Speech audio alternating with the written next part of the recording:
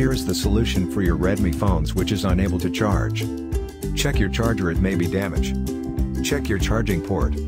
If your charger and charging port is okay, then you need check if there is any hardware problem.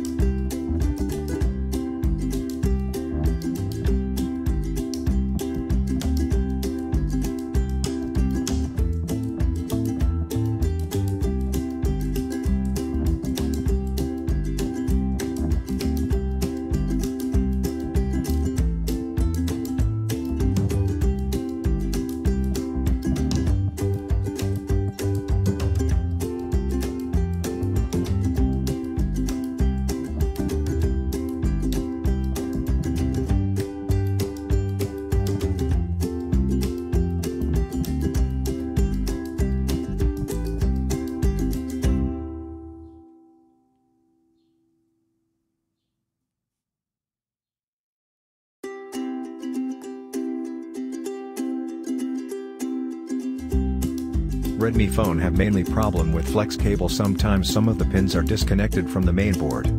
You have to change the flex cable or you can repair.